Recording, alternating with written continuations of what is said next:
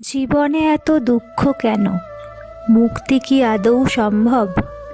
এক রাজপুত্র সব কিছু ত্যাগ করে খুঁজে নিয়েছিলেন সেই উত্তর।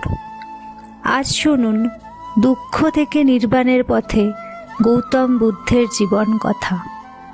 হাজার হাজার বছর আগে হিমালয়ের পাদদেশে অবস্থিত কপিলাবস্তু নামের এক সমৃদ্ধ রাজ্যে জন্ম নিল এক রাজপুত্র। তার নাম রাখা হল সিদ্ধার্থ গৌতম।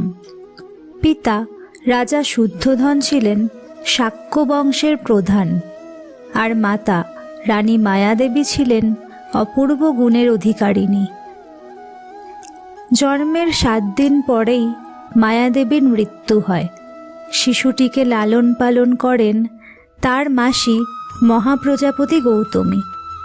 জন্মের পরই এক ঋষি ভবিষ্যৎবাণী করেছিলেন, এই শিশু একদিন হবে হয় মহান সম্রাট, নয়তো সারা মানব জাতির পথপ্রদর্শক।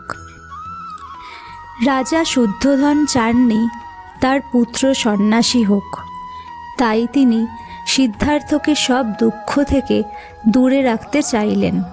প্রাসাদের ভেতর বিলাসিতা, সুখ, সঙ্গীত আর সৌন্দর্যে ভরে উঠল রাজপুত্রের জীবন।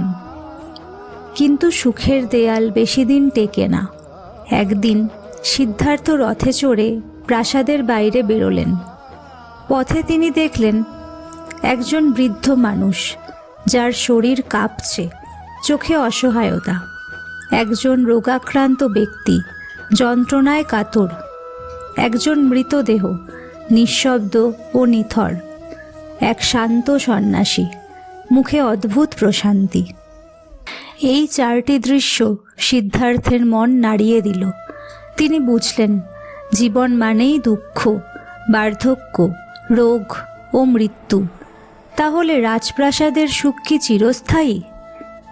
এক গভীর রাতে যখন প্রাসাদ নিদ্রায় আচ্ছন্ন, সিদ্ধার্থ তার স্ত্রী যশোধরা ও সদ্যজাত পুত্র রাহুলকে দেখে নীরবে বেরিয়ে পড়লেন। এই ত্যাগ সহজ ছিল না, কিন্তু সত্যের সন্ধান ছিল আরও বড়। তিনি রাজকীয় পোশাক ত্যাগ করে হলেন এক ভিক্ষুক। 6 বছর ধরে সিদ্ধার্থ কঠোর তপস্যা করলেন। ক্ষুধা, তৃষ্ণা, শরীরী কষ্ট সব সহ্য করলেন, কিন্তু জ্ঞান এলো না। তখন তিনি উপলব্ধি করলেন, অতিরিক্ত ভোগ যেমন সত্য নয়, তেমনি অতিরিক্ত কষ্টও মুক্তির পথ নয়। এই উপলব্ধি থেকেই জন্ম নিল মধ্যম পথ। বোধগয়া নামক স্থানে একটি অশ্বত্থ গাছের নিচে সিদ্ধার্থ ধ্যানে বসলেন। তিনি সংকল্প করলেন, আমি জ্ঞান না পাওয়া পর্যন্ত উঠব না। মায়া, ভয় ও কামনার সঙ্গে যুদ্ধ করে এক গভীর রাতে তিনি লাভ করলেন বোধিজ্ঞান। সেই মুহূর্তে সিদ্ধার্থ গৌতম হয়ে উঠলেন, গৌতম বুদ্ধ। বুদ্ধ শিক্ষা দিলেন 4 আর্য সত্য, অষ্টাঙ্গিক মার্গ, অহিংসা ও করুণা, আসক্তি ত্যাগ। তিনি রাজা, ভিখারি, নারী, পুরুষ, ধনী, গরিব সবার জন্য একই পথ দেখালেন। 80 বছর বয়সে কুশীনগরে বুদ্ধ দেহ ত্যাগ করেন। যাওয়ার আগে বলেছিলেন, সমস্ত সংসার অনিত্য, সচেতন হয়ে মুক্তির পথে এগিয়ে চলো।